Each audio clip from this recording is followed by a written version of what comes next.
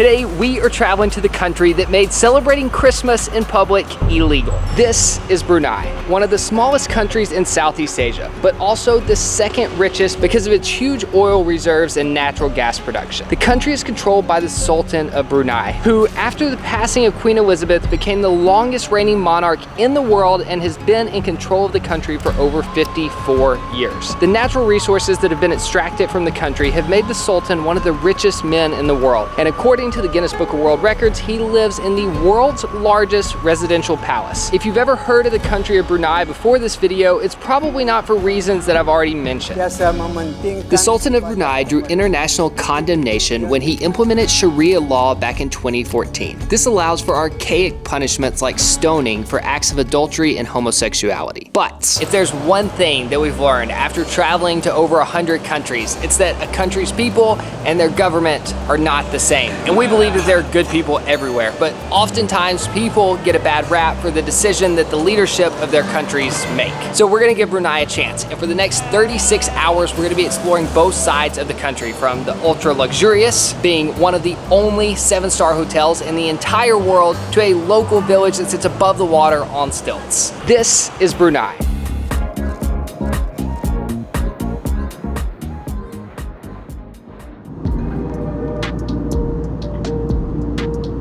Here's where Brunei gets all its money. Yes, we have flight at Brunei International Airport. 2.5 hours later, we have just landed in our 105th country of Brunei.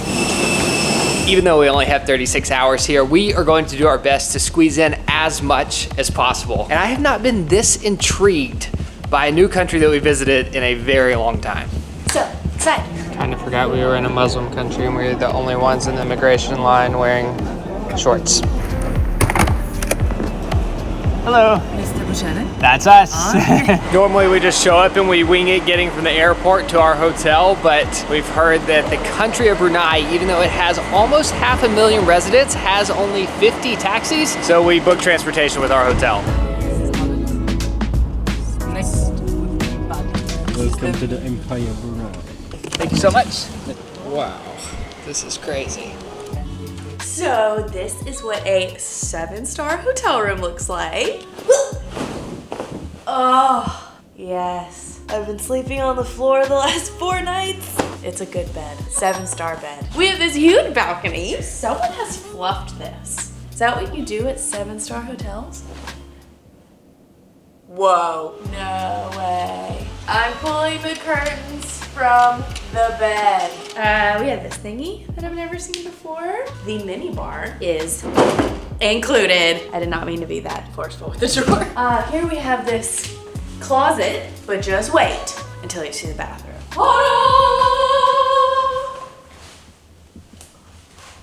I'm so happy. All the amenities you could ever want. Probably top 3 biggest showers I've ever been in. I didn't shower for 4 days, except for in the river, so. You could have splurged for the waterfall. Also, there's a separate toilet room. And we have one of these guys, a little bidet. I've never used that. Can we just cut to the toilet that we were using last week? 10 out of 10. Does it count as coming to Brunei if we just stay here the whole time? Woo, a little steamy. As tempted as we both are to just hang out here at this fancy hotel all night, we decided to choose the more memorable experience, and we're gonna head into town to check out the country's largest night market and try a few of their most popular foods. We did it. We made it out. It's a miracle. Hello. Hello. Thank you, see you later. To the night market. Wow, this is awesome. It's been so long. You got us a new subscriber? You're so sweet. It's okay. It's okay.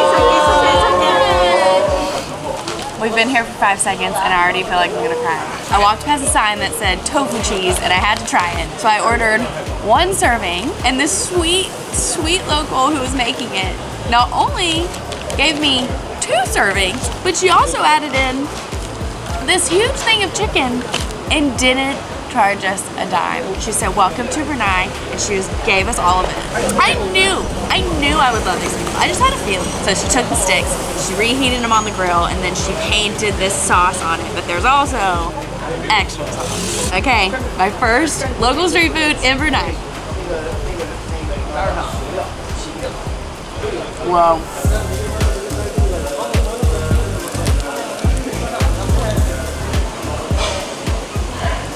Oh my gosh. I needed something to drink after that spicy sauce. I think I overdid it a little bit. I read that they have these gigantic, delicious juices and they are everywhere. Like every other stall is juice.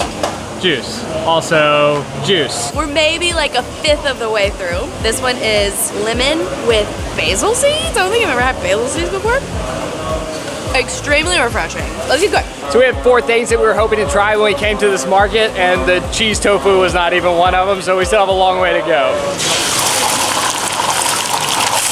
We read that this night market was famous for this dish called roti john. It is basically, whoa, big, an omelet on a piece of bread. Oh my gosh, I'm gonna drop it. So they cracked a couple eggs, they fried them on the griddle. He very craftfully folded the egg underneath the bread and then added what looked like barbecue sauce, mayo, and chili sauce. I feel like anywhere else in the world this would be a late night comfort food, but I'm pretty sure alcohol is illegal here, so. Oh, it's hot. Yeah. I don't know why I wasn't expecting breakfast. If I had to guess, when the British were here, there was alcohol. And that's how this originated, but I don't know much. We're making up history here. Do not quote us on this. $5. Yeah. Wow. Oh, Okay. Thank you. Thank you so much. Okay. These people. Next up, I'm pretty sure this is one of the most popular foods in the whole country. It's called Kelupis Gosong, parentheses, Beras Pulut. It's wrapped in a banana leaf. When you open it up, really simple. Anytime I can just eat rice with my hands. Did you? Yeah, I got one of these. You got a whole pancake. Just to give you an idea of how big the pancake was before she cut it up. It's bigger than my face. How many people eat one of these? For 1 person, they can share for 2 people. You hear that? I'm not eating it. So there was a blog post that I read on the internet of all the foods that we needed to try here in the market, and there were 3 different desserts. Originally I was gonna get one, and everything's been so cheap here, I just got all 3. We're gonna start with the fried bananas. More amazing than I expected. Probably the one I was least excited about though. I would consider myself somewhat of a donut connoisseur. I've never had a mustache to pull on while I said that. A donut connoisseur. Apparently Brunei has their own style of donuts. They have extra cinnamon in them. If that was fresh, that would be the best thing I've ever put in my mouth. But it's 8:47 at night and I don't think anybody's making fresh donuts at this time. And last but not least, my most ridiculous purchase of the night. Did you hear that? Let's do that one more time. It shook the table. That is the thud of the largest pancake I have ever seen in my life. Whoa, baby. Oh, look at that. Fluffy, doughy. The inside is filled What? with crushed peanuts and sweetened condensed milk. Wow. I feel very self-conscious right now because I'm eating and I hear people talking about us over here. They watch our videos and I'm just eating on camera. I'm gonna make eye contact and see if they come over. I heard my name. My hands are I've been watching your YouTube 5 years now. Yeah, I love you guys. I love you too. Real quick, we want to say a big thank you to Surfshark for sponsoring this video. So far, everyone that we've met in Brunei has been absolutely amazing, but there are a few bad people everywhere, and it only takes one bad person to ruin your day, especially on the internet, because I cannot think of anything more inconvenient than getting hacked. And that is why we use Surfshark VPN. If you've never heard of a VPN, it stands for Virtual Private Network, and it encrypts all the data sent between your computer and the internet so that no one can steal your sensitive information. But here's the fun part. Let's say you're in Brunei and maybe watching Christmas movies is illegal. I don't think it actually is, but you know, hypothetical. It's super easy to change the virtual location of your computer and get access to a completely new content library. If you don't already have a VPN, we highly recommend Surfshark. It's the VPN that we've been using for multiple years now, and it's the only one to offer one account for unlimited devices. Plus, if you use our code Kara and Nate, you can get 3 months for free, and there's a 30-day money-back guarantee, so there is no risk to try it out. To get started, just click the link in the description below.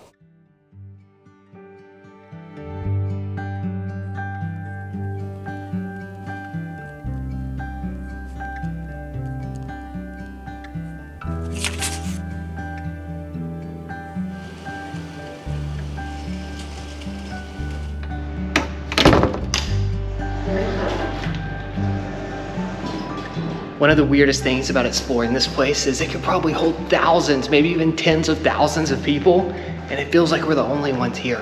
It's almost a little spooky. Oh, automatic. Sad news this morning.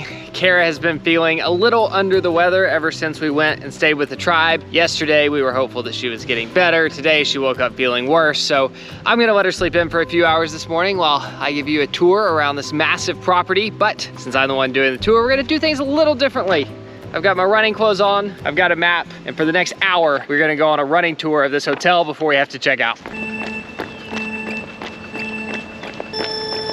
This is the outside of the gold-plated lobby. Let's go this way. Swimming pool number 1. There are 5 swimming pools, and I think this is the biggest swimming pool I've ever seen with my own 2 eyes. 1 of 7 restaurants. This is still the same pool. The kids pool with the water slide, palm trees by the pool, feels like the ocean. This is how you know a pool is absolutely gigantic. There are paddle boards and kayaks that you can take out on the pool. You can rent bikes. Beach, kids play area. We've got some dolphins swimming through the grass. That's interesting. This gives you a true scale of just how big the property is. And there are more buildings that you can't even see from here. If you get lost, there are actually road signs inside the hotel. Feels kind of like a private city with no permanent residents. This does not feel like a hotel. This is definitely a first. A theater. Wow. It looks like a proper theater. Look at these seats. Do people from outside the hotel come to watch movies? Okay, that makes more sense. The full snack setup. I mean, this is a movie theater. Honestly, everyone here has been amazing. From all the people that we've met at the hotel to all the people we met last night at the night market. Everyone just seems happy that we're in Brunei and so happy to show it off to us. Next, we try to find the country club. Hello. This is supposed to be one of the nicest golf courses in all of Asia, and it was designed by Jack Nicklaus. I would love to know how that came about. Did one day Jack Nicklaus just get a call from the Sultan of Brunei and say, hey, could you design a golf course for me? That's probably exactly what happened. If you do want to ride and not have to run the whole property, those buggies will take you anywhere. All right, we have made it to the country club. Inside this building are 2 of the things that I'm most excited to show you. Good morning, how are you? I just wanted to see you around. The red carpet feels very fancy. Complimentary pool tables. 1, 2 badminton courts. We also have an indoor basketball court.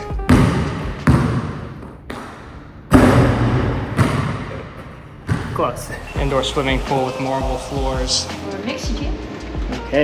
Okay, so if you don't want to run outside in the steaming heat like I am, you can run on one of these treadmills with this view of the golf course and the ocean. Thank you. Okay, so this is the second of the 7 restaurants that I found. Just like the rest of the property, this place keeps going. And a gym just for females. So we have 2 outdoor tennis courts, and on the backside of that, the high net, that's a driving range. Wow. Once again, I don't know why I'm surprised, but it is a proper bowling alley. I do feel a little guilty about this, but it was only 6 Brunei dollars for an entire game of bowling, so I'm gonna attempt the quickest game ever. Sunil was the only employee working at the bowling alley, and I was the only one bowling, so I thought it'd be fun to ask him to join me for a game. They're longer than I remember. Bowling in an empty bowling alley with a stranger is not what I thought I'd be doing with my 36 hours in Brunei, but it turned out to be one of the highlights. Oh, it was so close. All right, final score. Wow, bye, thank you. What an experience.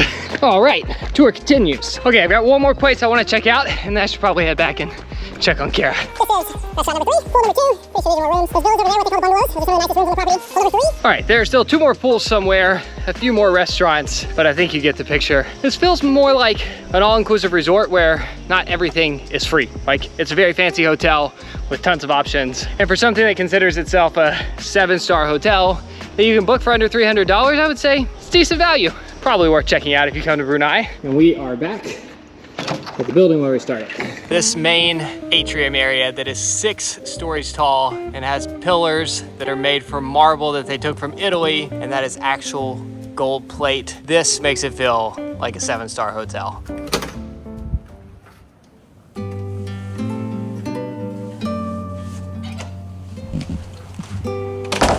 Well, unfortunately, Kara still isn't feeling well, so you're stuck with me for the rest of the day. This is the type of monkey that I'm hoping to see. The ones with the huge nose. Hey, how are you? Fine, good. Good, nice to meet you. Nice to meet you. We're watching our van tour. So I was asking our taxi driver yesterday why there were so few taxis in the country, and he said it's because pretty much everyone here owns a car. Brunei actually has one of the highest ownership levels of cars. There are 1.5 cars per capita here in Brunei. So like everybody has a car, so there's just not really a need for taxis in the country. Before heading to the water village, we made a quick pit stop at the Omar Ali Saifuddin mosque. And apparently the domes on top are made of real gold. So we are about to head over to the water village where over 5,000 people live full time. There are only about 500,000 people here in Brunei, so 1% of their entire population lives in this village above the water. And I believe it's the largest overwater city in the entire world. And Dayat, this is your job. Yeah? You drive a water taxi normally. Yeah. So I figured there would be a bridge or something, but the only way to get to the village is by boat. And this is your dad. Yeah, my dad. Wow, you look so young. Yeah. where you come from? USA. Oh, so far. No way.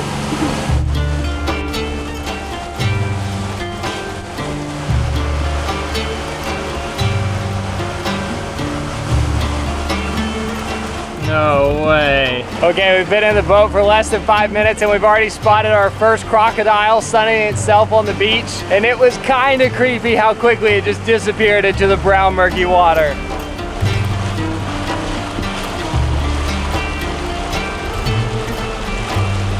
So what do you do with the trash? Just put it in the water? Like we compose it at the jetty, and like we have the boat there, that's the garbage boat. So just on the bank beyond the water village is where the Crown Prince has built his palace, which is the largest residential palace in the entire world with over 1,700 rooms. It's pretty crazy just looking at the contrast. Nice to meet you. Yes, meet you. Sorry. What are the chances we see monkeys? Let's try our luck. So we've just dropped Dayat's dad off, and now we are heading into the mangroves in hopes of seeing some crocodiles and monkeys with big noses. Although neither one of them seems super confident that we would actually see a monkey, or at least not one close up.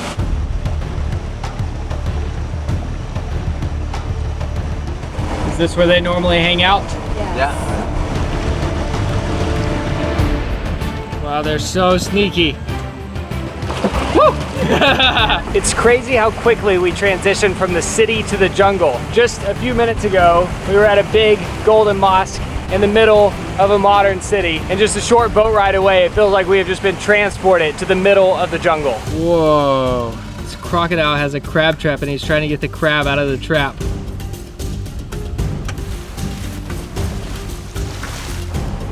No way. Dayat has my expectations set pretty low for this trip, but we have already seen 2 eagles, 3 crocodiles, and we just got close enough to the monkeys to see their big nose. I thought if we even got to see them today, it'd be from very far away with them jumping around in the trees, but they were just hanging out on the edge of the bank. Apparently they're very scared of humans, so as we got closer, they ran off into the jungle, but that was cool. Wow. I love wildlife encounters. Another one. Oh, it has a baby. Oh, Kara would love this. It's just hiding in the tree right there. Hey, we have the same mustache.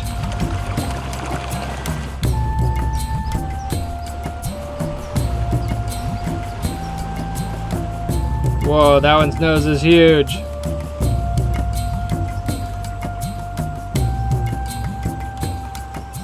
Did we just get super lucky with the monkeys, or are there always that many? Yes, we are super lucky today. Dayat did a really good job of setting my expectations low for the monkeys, and then we saw so many and we got so much closer than I thought we were going to. And those last ones that we saw had the really big noses.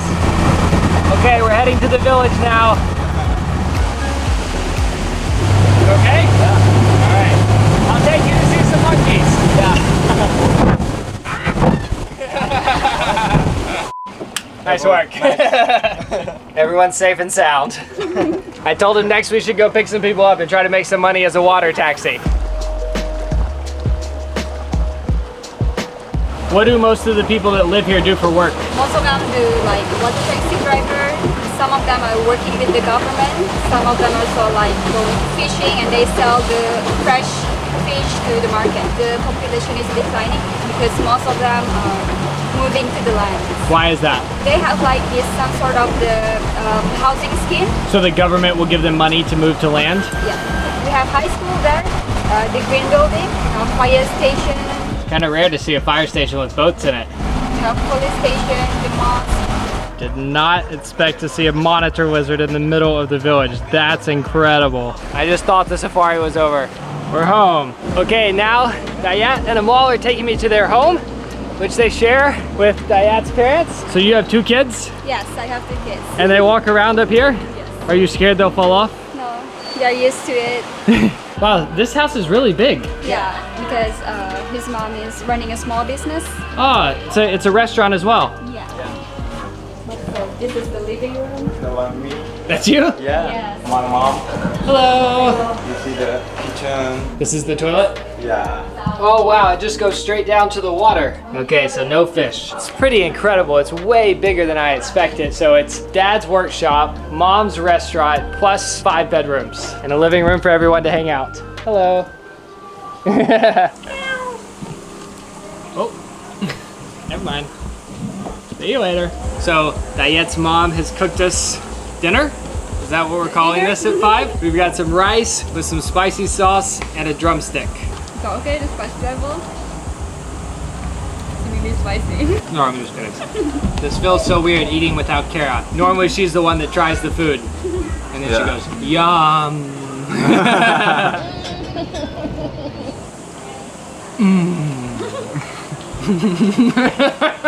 How old are you? I am a man. 6? 5? 4? It was spicy. Okay, we're gonna take a little tour around the village. Wow. Ooh, it's a bit rocky. I've got to pay attention to where I'm walking and not what I'm filming. Does anyone ever fall off? Yeah. Ooh. This is kind of reminding me of a more modern version of the floating village that we visited in Peru. Is it normal for it to be mud or is it usually water? Usually. Does this happen every day or it's the season? Every day. Yeah, welcome to Brunei, sir. Thank you, nice to meet you. Yeah. Oh, that's very cute. It makes me miss Kara. Fresh water, power. It's a surprisingly normal living situation, minus the walkways, the fact that you have to take a boat to get here, and that the houses are actually over the water. See, what am I doing? I never film myself just walking around like this. I just don't know where to point the camera without Kara. Whoa, there is no way I'd be brave enough to ride a bike down this pathway. I was just saying I'd be too scared to ride a bike. Okay, there he goes. Woo. So we just transitioned from the wood walking platform to the new one that they've built. This is the modern version of the water village, complete with handrails and concrete. Do you prefer the new version? Yes. The lodge right here behind me is where Kara and I were supposed to be staying tonight, but because she's not feeling well, we just booked another night at the fancy hotel so she could just sleep in the bed all day. So when they built the big new fancy bridge, they had to knock down some people's homes, and this is where they moved them. It looks like an apartment complex on the water. So this might be what the future of the water village looks like. If you had the choice, would you rather live here or your home? Here. Yeah, it's better? It's better. The grocery store? You don't have to go to the mainland if you don't want to.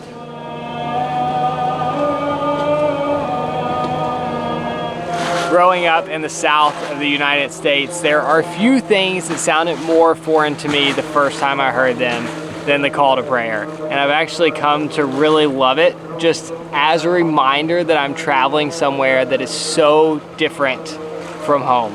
Like, I just associate the sound that I'm hearing right now with the exact kind of traveling I want to be doing. Traveling to a place that's different from what I consider normal and talking to people who think differently, and I wish I had more poetic words, but this for me just feels like such a surreal experience. Sitting in a water village, watching a beautiful sunset and listening to the call to prayer from 2 different mosques.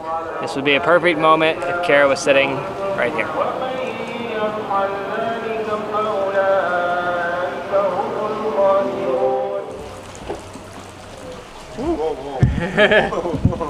Feels a little scarier at night. Okay, so we've come to the restaurant that's right behind Dayat's house. Please come and serve. Hello. Hello. This one is actually dried fish, and then this mackerel fish, we just fried it. This one is hanko, which I believe in English is spinach. It's actually sago. Okay. Mixed with warm water. I didn't even know that you could eat a tree until last week, and now I'm having it twice in 1 week. Okay.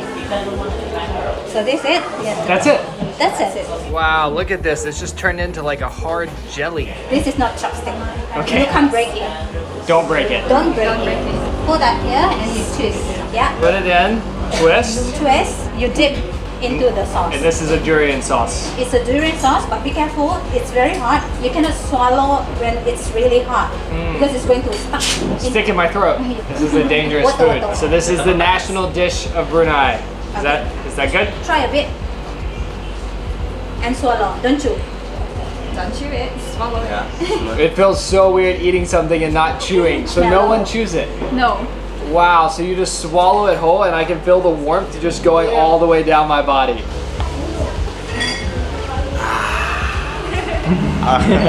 This would be such a confusing food to me, except for the fact that I've seen every process from cutting down the tree, shaving it, to stomping it, to letting it ferment, to then drying it and turning it into flour. It's like really sticky, gelatinous jelly that has pretty much no taste. It's just a vessel to get the other tasty things to your mouth. That was a lot to swallow. I need to do a smaller portion. Well, the cats are waiting for the leftovers. Okay, thank you. Bye, thank you. We only had a short amount of time here in Brunei, and obviously it didn't exactly go as planned. But once again, our time here has been a great reminder of why we never like to judge a country by the decisions of its leadership. All of the locals that we interacted with, from the night market to the hotel, and especially here in the water village, were so kind and so excited to show off their country. We weren't exactly sure what to expect when coming here, but we are so glad that we gave Brunei a chance.